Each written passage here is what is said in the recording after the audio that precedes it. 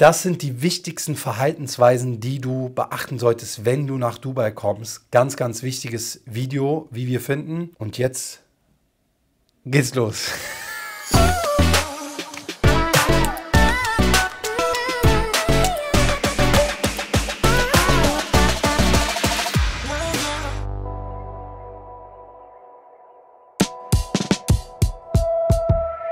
Willkommen auf diesem Kanal auf Startup-Hilfe Dubai und für alle, die uns noch nicht kennen, ich bin Karim, habe einheimische Familie. Ich bin Sophie, habe keine einheimische Familie, aber lebe seit mittlerweile 13 Jahren in den VAE. Und wir als Startup-Hilfe Dubai sind deine Agentur, deine Anlaufstelle für die Auswanderung und die Firmengründung in Dubai. Wir nehmen dich von A bis Z an die Hand, machen alles für dich und, das ist das, was uns so besonders macht, wir gehen sicher, dass ihr auch nachhaltig im Land bleibt. Genau. Und worum geht's heute? Heute hast du was Spezielles vorbereitet. Ich schiele hier mal so ein bisschen auf dem Laptop. Ja. Alles zum Thema Regeln, Alltag Dubai finde ich mega wichtig, weil es immer noch sehr, sehr viele Vorurteile gibt, aber auch viele, die uns mal so per DM fragen, sag mal, darf ich das? Ist das erlaubt? Bla bla. Und deswegen wollen wir jetzt mal so ein paar Sachen aufklären. Genau, dieses Video wird also nicht nur Clickbait, oh Gott, was für schlimme Regeln gibt es in Dubai, sondern wir klären auch mal ein bisschen was auf. Denn es gibt, wie gesagt, schon Karim gesagt hat, sehr viele Vorteile, die nicht ganz so sind, wie man sich das vorstellt. Also bleibt auf jeden Fall bis zum Ende dran.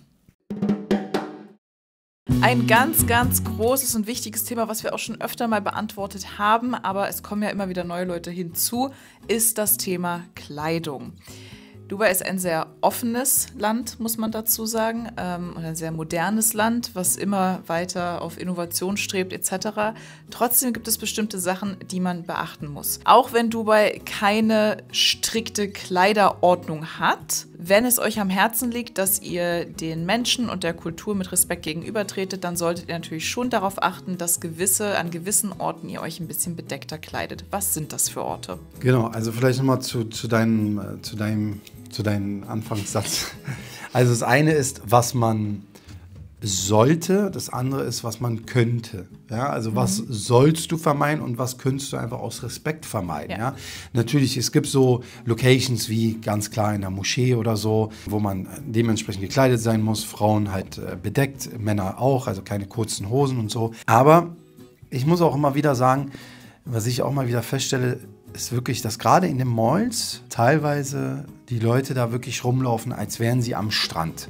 Und nochmal, das eine ist, was toleriert wird und das andere ist wirklich, wie man respektvoll in der Kultur, in der Society umgehen sollte. Weil wir haben schon ein anderes Bewusstsein, wie man sich darstellen sollte in der Öffentlichkeit. Gerade wenn ich irgendwie mit Frau, Kinder oder so unterwegs bin, muss es nicht sein, dass ich irgendwie eine halbnackte Person in der Mall treffe. Ja. Es gibt vereinzelt Situationen, wo du auch in der Mall angesprochen werden könntest, wenn dein Outfit zu krass ist. Ich habe tatsächlich, das ist nicht nur einmal, es ist schon mehrere Male so gewesen, schon wirklich Leute im Bikini in der Mall gesehen, die teilweise nur so ein Tuch um hatten. Das ist schon krass. Ich selber habe nicht mitbekommen, ob die angesprochen wurden oder nicht, aber, und da wollte ich kurz drauf eingehen, selbst wenn euch niemand anspricht, heißt es nicht, dass nicht hinter eurem Rücken vielleicht ein bisschen dann geredet wird. Also ich will damit einfach nur sagen, wie Karim schon gesagt hat, ihr könnt, alles kann, aber nichts muss. Und es ist schon wichtig, dass man sich an bestimmte Regeln hält, einfach um den Leuten, die hier auch ansässig sind, wohnen, hier ihr ganzes Leben haben, sich einfach da so ein bisschen anpasst. Genau, und das ist eigentlich ein wunderbarer Übergang zu dem nächsten Part. Nur ganz kurz, sorry, das heißt aber nicht, dass ihr irgendwie jetzt hier verschleiert rumlaufen müsst. Das ist genau so ein Ding, was öfter mal kommt. Nein, man muss sich hier nicht verschleiern. Nein, du musst hier nicht im Burka rumlaufen oder in Hijab. Das ist, nein, ganz normal. Genau, ansonsten zum Thema öffentlicher Anstand, da geht es quasi auch schon weiter, irgendwie wild rummachen und so, das ist hier schon eher, würde ich sagen, verboten. Das ist tatsächlich verboten. Untersagt. Ja. Das sollte man nicht, Händchen halten dagegen ist erlaubt. Ja? Also wie gesagt, wir sind nicht irgendwie, es läuft keine Sittenpolizei hier rum oder sowas. Das nicht, ne? Aber wie gesagt, und finde ich, kannst mich gerne korrigieren, wenn ich falsch liege, meistens sind das Leute, die das so machen, obsessiv oder halbnackt rumlaufen in der Mall, die noch gar nicht so lange hier sind. Also eigentlich auch meistens Touristen. Ja. Das heißt, wenn ihr wirklich so als Local oder als Resident gelten wollt, dann haltet euch einfach daran. Absolut. Nächstes Thema, der Alkoholkonsum. Auch in Dubai kann man ganz normal Alkohol trinken, wie ihr das jetzt irgendwie von Deutschland kennt. Aber die Regeln sind einfach strikter. Was ich auch nicht befürworte. Also wenn ihr könnt, trinkt kein Alkohol. Einfach aus der Gesundheit und, ne?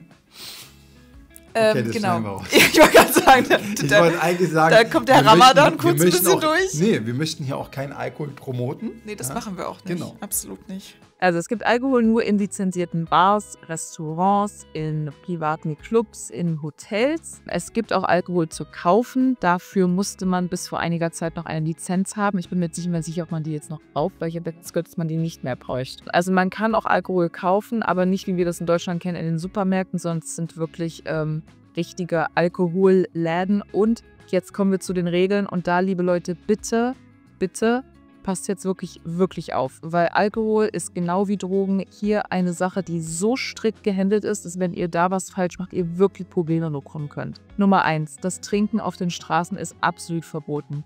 Ihr dürft nicht irgendwo mit der Flasche über die Straße laufen und euch besaufen, das geht nicht.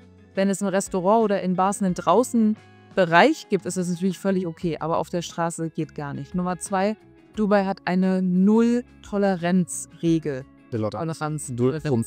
Null Promille Toleranzregel. Das heißt, auch mit 0,0001 Promille Autofahren ist strafbar. Und nicht nur, dass man eine Geldstrafe zahlt, sondern ihr könnt dafür ins Gefängnis wandern. Bitte darauf achten. Und dann gab es noch eine Regel. Um dann nicht irgendwie halb besoffen auf der Straße laufen und pöbeln. Genau, wenn ihr betrunken seid, was natürlich vorkommen kann, wenn man in Bars etc. sich aufhält. Aber wenn das schon so ist, dann seid so verantwortungsvoll, euch wirklich ein Taxi nach Hause zu nehmen, so wenig auf den Straßen wie möglich zu sein, niemanden ansprechen, stört niemanden und schon gar nicht kaum. Also am besten einfach gar nicht trinken. So, das Gleiche gilt eigentlich für den Drogenkonsum. Das würde ich sagen, nochmal einen Ticken strenger als der Alkohol. Es gibt keine Drogen hier. Der Konsum, der Besitz etc. ist höchst strafbar. Also wirklich absolute No-No-Zone. Dafür gibt es ganz, ganz große Probleme. Nächstes Thema, öffentliche Sauberkeit. Ganz, ganz wichtiges Thema. Ich habe letztens einen erwischt, wie der irgendwie hingespuckt hat. Da habe ich wirklich angesprochen, weil ich sage, was machst du hier? Ja. Weil das ist schon, und da komme ich jetzt mal mit der arabischen Kultur, wenn du das noch vor einem machst, dann ist das nicht nur irgendwie unhöflich, sondern das ist respektlos und kannst theoretisch sogar jemanden dafür belangen, wenn du sagst irgendwie. Noch so ein Ding, öffentliches Pinkeln, was man aus Deutschland kennt, wo jemand an der Hauswand pinkelt oder so, geht gar nicht. Absolut nicht. Habe ich hier einmal mitbekommen. Macht man nicht. Einer meiner Lieblingsthemen, Verhalten im Straßenverkehr, ist gerade, wenn man so aus Deutschland kommt, man mutiert ja dann zum Rambo, wenn man im Auto einsteigt in Deutschland, sollte man hier definitiv vermeiden, denn auch das ist hier eine Straftat. Also wenn du jetzt hier anfängst rumzupöbeln, Mittelfinger oder wilde Gesten herumschreist, wildes Rumgehupe, das ist alles Erregung öffentlichen Ärgernisses und kann dich auch ins Gefängnis werden. Fun Fact, Mittelfinger zeigen ist hier illegal, also auch das versuchte das bitte zu vermeiden. Ansonsten Straßenverkehrverhalten muss man schon sagen, kenne ich von meinen deutschen Freunden, die hier so seit einem Jahr ungefähr wohnen. Also was euch auffallen wird, es wird hier auf jeden Fall mehr gehupt. Das liegt aber auch einfach daran, dass es hier mehr Straßen gibt mit sehr, sehr vielen Lanes. Ja. Das heißt, es ist einfach unvermeidbar, dass manchmal jemand rüberzieht und der dich vielleicht gerade nicht gesehen hat. Was auch verboten ist, beziehungsweise diese durchgestrichenen Linien, ne? Der Klassiker kurz vor Ausfahrt, irgendwie Ausfahrt verpasst, schnell noch rüber, wird teuer auf jeden Fall. Und was ich auch noch dazu sagen wollte, Dubai errichtet jetzt ganz, ganz viele neue Hightech-Kameras im Straßenverkehr. Wir haben bis jetzt nur die Blitze, die man kennt, und jetzt kommen aber neue Kameras, und zwar werden die oben an den Lampen, an den Laternen an. Die gibt es in Abu Dhabi schon sehr. In Abu Dhabi schon sehr lange, genau, hier in Dubai noch nicht. Und zwar Nummer 1 schauen die, ob du dein Gurt hast, ob du angeschnallt bist und ob du am Handy bist oder ob du was isst nebenbei. Also ob du irgendwas hast. Und wenn das der Fall ist, dann kannst du dafür gefeind werden. Und es gibt die zweite Kamera, die jetzt an den Gabelungen aufgestellt wird, dass du nicht Last Die gibt es ja schon Expenses. teilweise. Genau, die gibt es teilweise jetzt schon, ja, genau. Also ihr seht, auch Straßenverkehr ist sehr hart geregelt. Trotzdem wird es für euch eine Umstellung werden, besonders mit Lichthupe etc. Besonders im Ramadan, Feierabendverkehr. Dann gehen wir mal rüber in den Ramadan. Wir befinden uns ja auch gerade hier im Ramadan, ja, Genau. im Monat des Ramadans. Was ist der Ramadan? Mal kurz eine Einführung. Genau, der Ramadan ist einer der Monate, die wir haben im Islam und der heiligste Monat, weil in diesem Monat der Koran sozusagen vervollständigt wurde. Und deswegen ist dieser Monat so wichtig. Es gibt besondere Regeln beziehungsweise während des Ramadans, unter anderem die Arbeitszeiten. Meistens Dubai jetzt. in Dubai, genau, bis 15 Uhr, 15:30 Uhr, auch und zwar für alle. Ja. Das ist auch jetzt nicht irgendwie von uns, das ist von der Regierung geregelt. Und wenn man sich dagegen lehnt, kann man sogar als Arbeitnehmer bei Ministry of Sagst du das jetzt extra, damit ich nee, ich hier... sag nur, ich sage halt kurz, kann man sogar anrufen bei Ministry of Labor und die können dann wirklich legal auch vorgehen. Das gilt nämlich auch für die Bauarbeiter, für egal wen. Ja. Ja. Und die Besonderheit hier ist natürlich auch, dass dann die Behörden natürlich langsamer arbeiten. Ja. Also es ist alles langsamer, es dauert einfach alles länger. Und klar, geht's dann noch... Kommt es jetzt noch mit dem Essen? Ja, nein? Ja, das ist eine Kommentar, aber Okay. mach erst mal weiter, ich will noch was dazu sagen. Genau. Ansonsten, während des Ramadans für gläubige Muslime ist es so, dass wir hören keine Musik zum Beispiel. Sollte man so oder so nicht sagen, aber... Kannst du mal aufhören, hier immer einen auf Pete after me, Shadu Anna? Aber zum Beispiel in den Malls, du hast keine Musik und so, ne? Und die Leute haben einfach ein bisschen mehr Geduld. Weil gerade wenn du fastest und so, man ist ein bisschen, ne, der Kopf arbeitet nicht so zu 100%. Ja. Was ich auch sagen wollte, dass diese Arbeitszeiten gelten auch für die Leute, die nicht fasten. Ja. Aber hier gibt es verschiedene Möglichkeiten, wenn ihr zum Beispiel auswandert und im Arbeitnehmerverhältnis seid. Bei großen Firmen ist es meist so, dass die Firma es den Leuten selbst überlässt. Du hast zum Beispiel die Möglichkeit, entweder du gehst wie alle anderen, die fasten, um 3 nach Hause, machst Feierabend. Oder wenn du sagst, nein, ich arbeite Vollzeit durch, dann haben diese Leute meistens die Möglichkeit, dann 1 oder 2 oder 3 mehr Urlaubstage im Jahr zu bekommen, je nachdem, wie viel diese Stunden dann sozusagen aufrechnen. Aber was ich auch noch sagen will, ich weiß nicht, ob das hier noch kommt, die Zeit auch für Nicht-Muslime im Ramadan ist sehr schön, weil alle Hotels, Restaurants haben dann so Iftar-Special, also Fastbrechen-Special. Es ist alles schön bunt geschmückt und so. Es ist sehr feierlich, also wirklich sehr, sehr schön. So, jetzt mal so ein paar Do's and Don'ts, falls ihr hier seid. Ich habe, wie gesagt, ein paar Freunde, die jetzt erst vor einem Jahr oder so hergezogen sind, die waren noch nie im Ramadan da und die fragen mich gerade sehr viel über solche Sachen. Also erstmal, darf man sich weiterhin normal kleiden, wenn man jetzt mal gewohnt ist, in Leggings Sport zu machen oder so? Ja, könnt ihr. Trotzdem würde ich es empfehlen, einfach, wie gesagt, nochmal aus dem Respekt heraus, wenn ihr könnt, wenn es euch kein Zacken aus der Krone bricht, dann versucht euch ein bisschen bedeckter zu kleiden. Vielleicht mal keinen Crop-Top anziehen, vielleicht stattdessen mal ein T-Shirt, was die Schultern bedeckt, zum Beispiel, wenn ihr das gewohnt seid. Ja. Essen und Trinken im privaten Bereich. Was meinst du mit privaten Bereich? Also nicht in der Öffentlichkeit? Genau, also, aber da muss man auch sagen, das haben wir im letzten Video schon mal erwähnt, kurz, kann ich aber jetzt nochmal erwähnen. Früher, vor so 13 Jahren, als ich hergezogen bin, war es so, dass die Cafés und Restaurants tagsüber tatsächlich im Ramadan noch geschlossen hatten oder so eine Trennwand hatten, wo die Leute sozusagen versteckt bestellen konnten und essen konnten.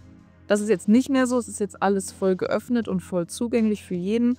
Aber teilweise trotzdem so, dass man jetzt zum Beispiel, das habe ich jetzt hier bei uns gesehen, die Pop-Ups sind weg, wo man draußen zum Essen, also ist jetzt meistens halt drin, aber ihr könnt ganz normal essen und trinken. Ihr könnt auch auf der Straße was essen und trinken. Also Sie sollte es aber nicht. ist aber nicht verboten, denn auch im Islam, ganz kurze, ist es auch der Fall, dass man sagt, es ist ja deine Sache. Also es ist jetzt nicht so, dass du, wenn jemand vor dir isst oder so, ist das nicht demjenigen Verantwortung, es dir sozusagen einfacher zu machen, ja. Das ist ja gerade das Fasten, dass du es für dich tust.